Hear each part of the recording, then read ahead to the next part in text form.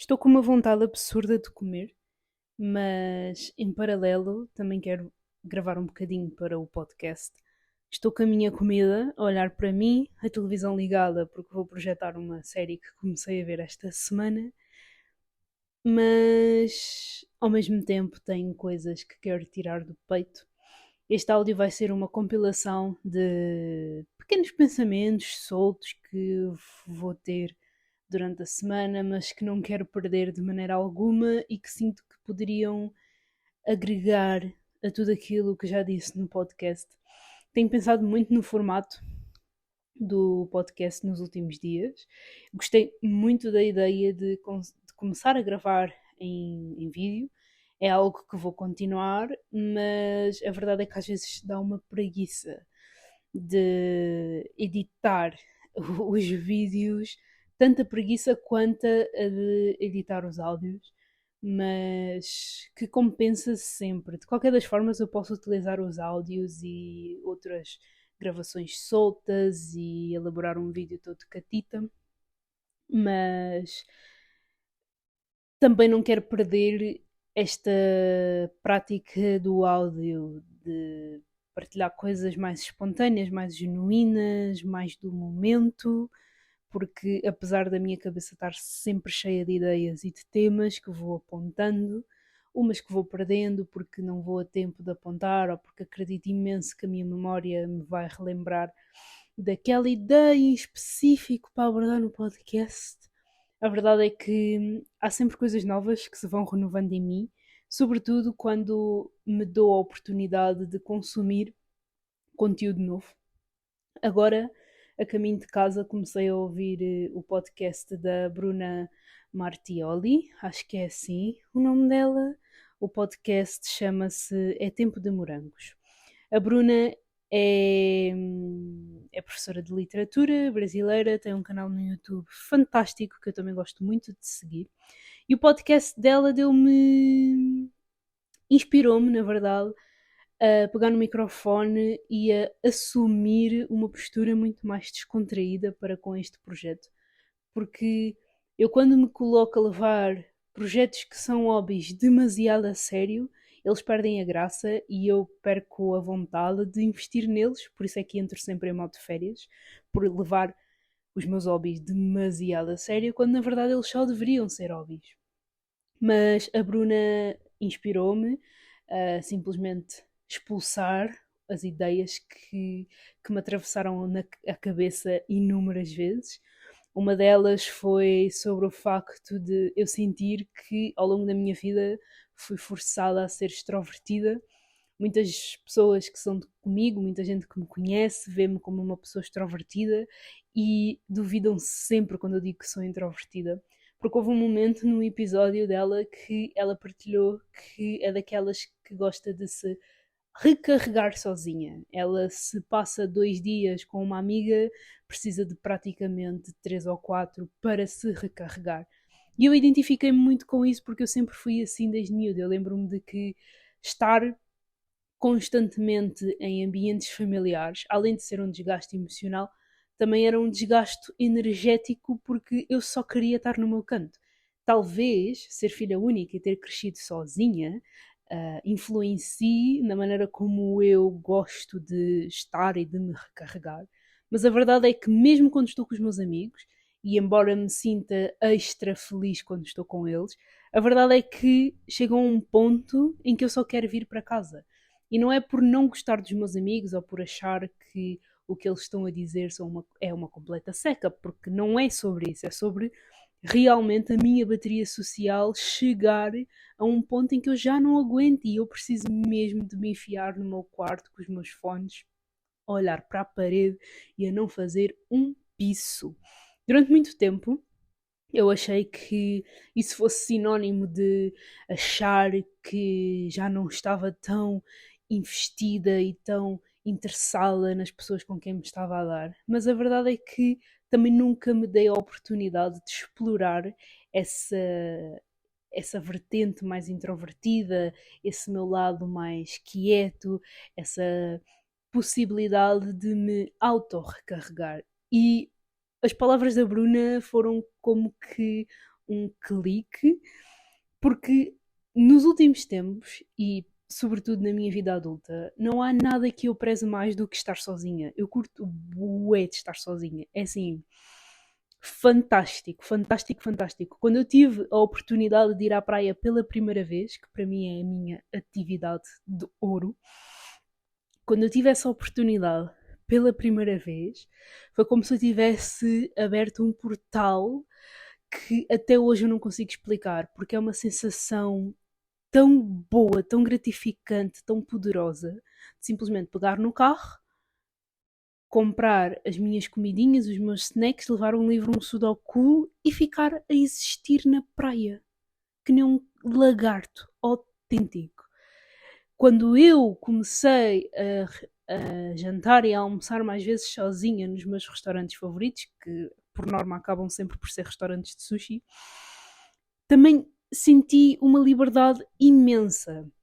Claro, ao início tinha aquele receio do que as pessoas pudessem vir a dizer ou a pensar pelo facto de eu estar sozinha no restaurante e coisa e tal.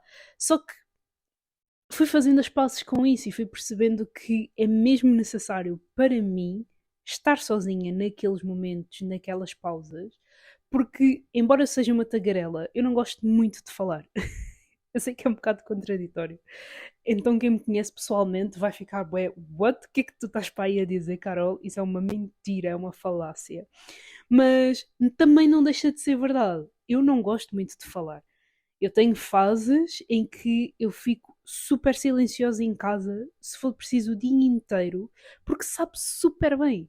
E quando começo a tagarelar comigo mesma, é porque estou a querer, é porque quero, na verdade, tirar pensamentos repetitivos da cabeça e expulsos e depois volto a entrar no meu vórtex do silêncio, que é tão bom, mas tão bom e deixa-me mesmo muito inquieta pensar nas vezes em que, por me achar extrovertida ou por me achar no direito de ser extrovertida e o extrovertido ser visto como o certo na sociedade, levar isso tão a sério que puxei imenso por certas pessoas porque fazia-me confusão estar no meio do silêncio.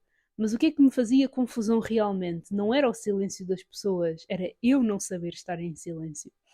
Então, quando eu aprendi a estar em silêncio, tornou-se muito, mas mesmo muito mais fácil de aceitar o silêncio dos outros, aceitar que os outros também são introvertidos, aceitar que os outros também têm baterias sociais e que muitas vezes os impossibilita de estar tanto tempo no meio de pessoas. E eu também sou assim. Eu gosto muito de estar com os meus amigos, com os meus familiares mais próximos, de estar no meio de pessoas, nos eventos artísticos dos quais faço parte, mas em simultâneo começo a sentir comichão quando sei que já passei o meu limite. O autoconhecimento nesse aspecto é muito valioso porque enquanto nós não nos conhecermos, enquanto nós não soubermos quais são os nossos limites, e a Bruna também falou imenso sobre isso. Não sei se naquele episódio dela ser introvertida ou ter uma bateria social específica, ou se foi noutro episódio, mas ela também falou sobre. Eu acho que foi no mesmo episódio, inclusive, porque ela estava a abordar a questão do medo de relacionamentos, muito associado ao medo de não ter a oportunidade de estar sozinha consigo mesma. Ela falou também sobre a questão dos limites, a importância de nós nos conhecermos para nos podermos expressar quanto aos nossos limites. Porque se nós não soubermos que os meus limites, né, se eu não souber que os meus limites são A, B ou C, como é que eu vou transferir isso para o conhecimento dos outros? Como é que eu vou fazê-los ver que daquele ponto não podem passar? E por muito tempo a minha resposta a essas invasões dos meus limites era muito passivo-agressiva. Eu cresci como sendo uma criança que teve que se defender na escola, muitas vezes, às vezes sem necessidade, porque fui vítima de bullying. E por ter sido vítima de bullying, assim que saí do mesmo universo que a bully, adotei uma postura de agora já ninguém me vai importunar porque eu vou me defender e se isso implicar andar à porrada, eu vou andar à porrada. E durante muitos anos eu era bué passivo-agressiva, física e verbalmente. A partir do sétimo, 12, 13 anos, eu passei a ser somente passivo-agressiva verbalmente. E isso não era bom, porque embora as pessoas, algumas compreendessem, outras não tinham paciência. Hoje em dia, o que eu vejo como assertividade, no fundo, muita gente vê como arrogância, mas isso já é um problema delas, não um problema meu.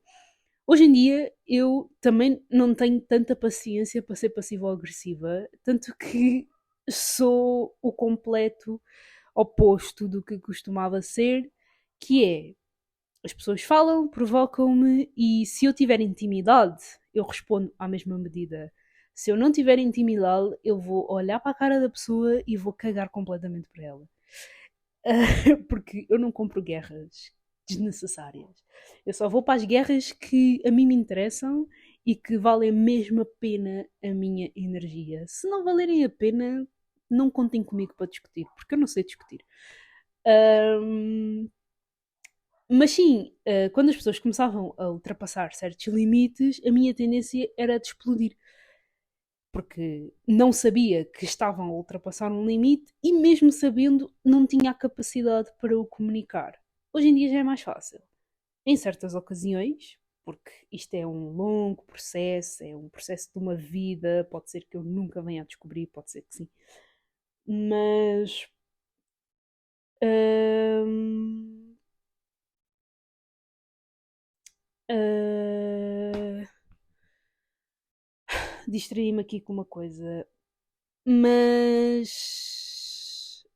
já, tipo, é tão importante, mas tão importante conhecermos os nossos limites e sabermos exatamente o que é que nos convence a estar mais relaxados e o que é que nos convence a estar mais ativos.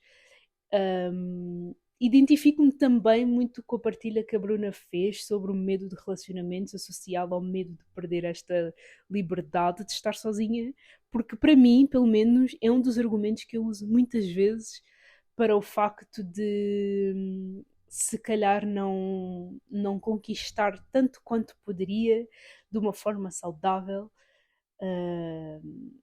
no sentido de eu tenho tanto receio de perder esta liberdade de fazer as minhas merdas, né? Vamos pôr assim.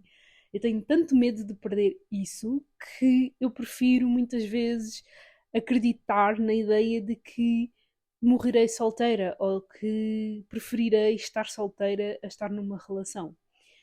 Só que eu acho que ainda não alcancei a ideia de que uma relação saudável, uma boa relação, é aquela relação em que tanto eu como o meu parceiro somos capazes de nos unir quando tem de ser, de partilhar a nossa individualidade, de partilhar silêncio, de construir silêncio, de caminharmos juntos em paralelo a fazermos as nossas coisas e no meio dessas nossas individualidades criarmos pequenas interseções. Eu acho que ainda não alcancei isto emocionalmente, pelo menos, porque, tal como a Bruna também falou no outro episódio, hoje estou super inspirada na Bruna, eu olho para as relações do presente com as lentes do passado. E, parafraseando o que ela disse, por talvez ainda não ter ultrapassado essas mágoas, essas dores, essas feridas. Então, por isso é que ainda é muito complicado para mim quando conheço alguém e todas as ansiedades que escolhi abafar vêm ao de cima.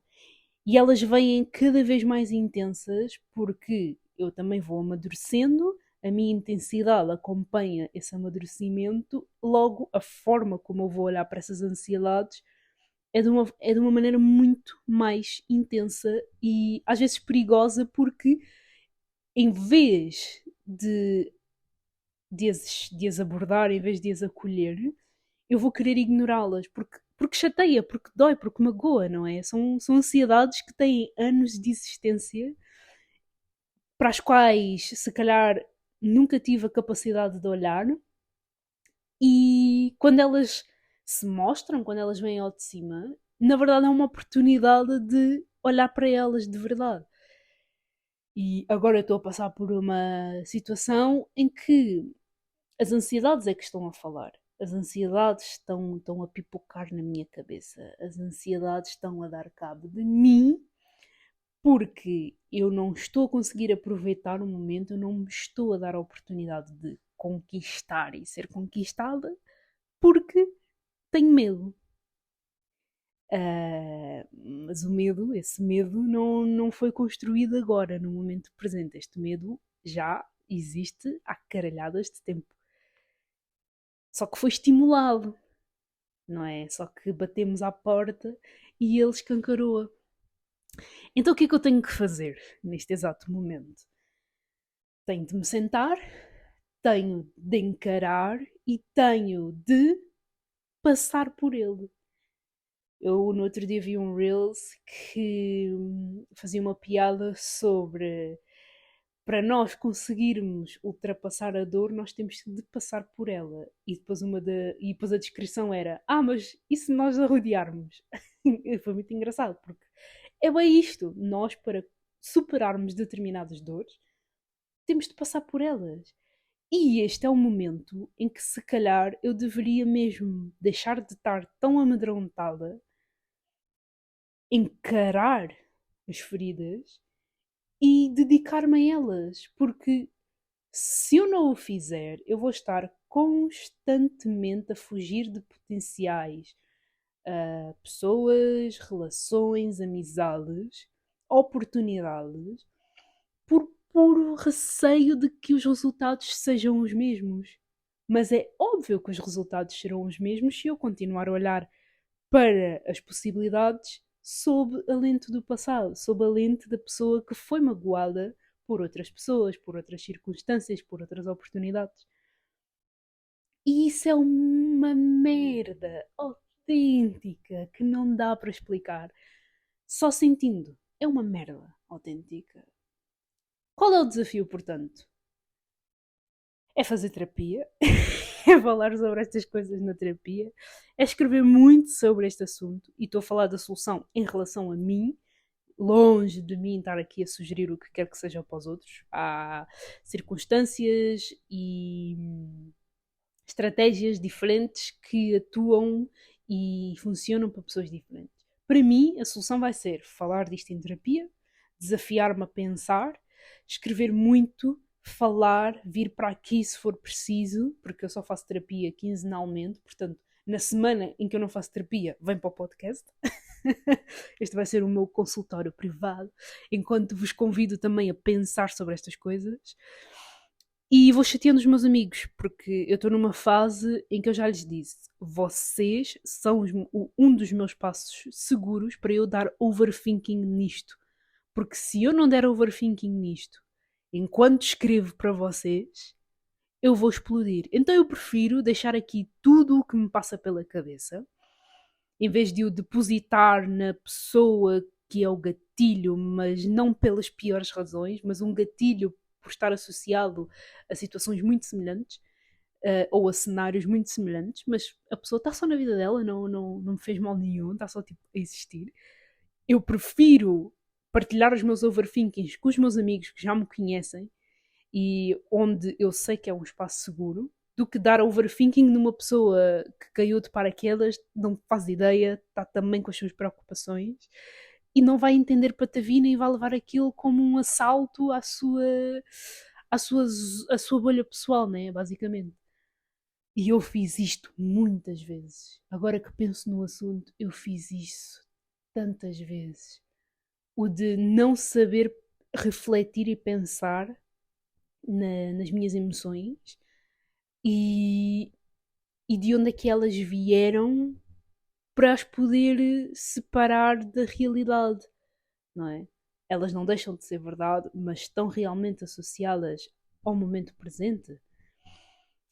E eu já fiz isso muitas vezes e acredito que isso tenha afastado muitas pessoas. Mas é assim, também faz parte de mim, tal como diz o meu amigo Paulo, o lado louco também faz parte de mim.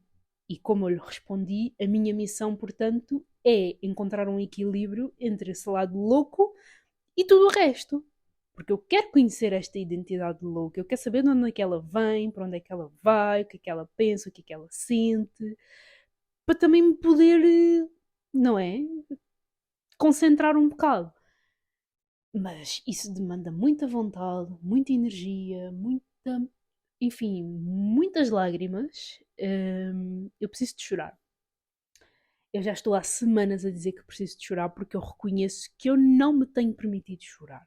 Da última vez que eu me permiti chorar, eu estava a ouvir o Blonde, do Frank Ocean, e nas últimas notas do Pink and White, que há assim o ápice da música, eu fico sempre com lágrimas nos olhos, porque fico toda arrepiada.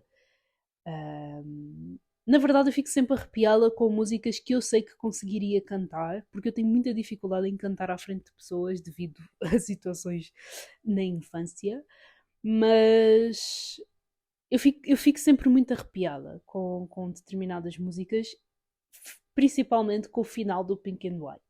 E eu estava a caminho da faculdade, então eu estava num espaço público, não tinha onde desaguar.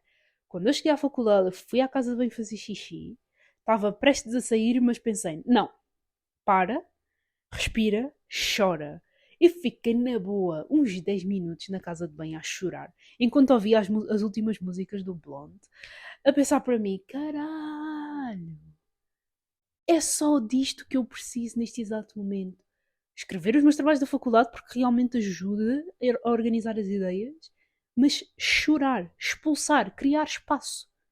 Eu tenho de me relembrar que chorar é criar espaço para que emoções novas apareçam, porque se eu acumular é uma treta.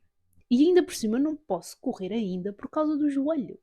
E correr ajuda bué, pelo menos no meu caso, a descarregar. E eu nunca pensei que me tornaria nesta pessoa que se vira para a minha PT e diz: eu tenho saudades de correr, quando é que eu posso voltar a correr? Porque realmente é uma das coisas que ajuda, mas também existem outros veículos que eu ando a desprezar um pouco, confesso, mas que tenho de arranjar uma forma de recuperar, porque senão eu vou dar em doida e não me apetece. Não me apetece nada. Eu tenho muita coisa para fazer, muita coisa para conquistar, muita coisa para viver e não posso enlouquecer assim, sabendo que tenho possibilidades de não enlouquecer. E pronto. A brincar, fiz um mini episódio de 23 minutos que eu vou publicar, sem introdução, sem nada. Isto vai ser assim, sem vaselina, como se costuma dizer. Porque é disto, eu sinto que falta disto no podcast. Um episódio mais do momento, sem cortes, sem edições, com as pausas, como se fosse uma conversa de café. Porque também é importante para os meus projetos. Eu preciso de inserir estes vibes nos meus projetos. Porque se eu no dia a dia tenho esta capacidade de improvisar e de me divertir com isso, porque não também fazer com os meus hobbies? Porque não ressignificar os meus hobbies? Então, vocês vão acompanhar isso também. Não vou fazer as finalizações de sempre, porque eu tenho realmente de comer, para seguir a lógica de todo o episódio. Deixo-vos, portanto, com esta reflexão e com este convite sobre limites, medos, sermos ou não extrovertidos, recarregarmos as nossas energias com alguém ou não, e sobre olhar o momento presente na ótica da lente do passado. E é curioso, porque no episódio passado eu falei sobre o futuro que já existe, para o qual temos de olhar sempre sob o ponto de vista da lente do presente. Enfim, crossovers muito, muito esquisitos. Beijinhos e abraços. Vemo-nos por aí.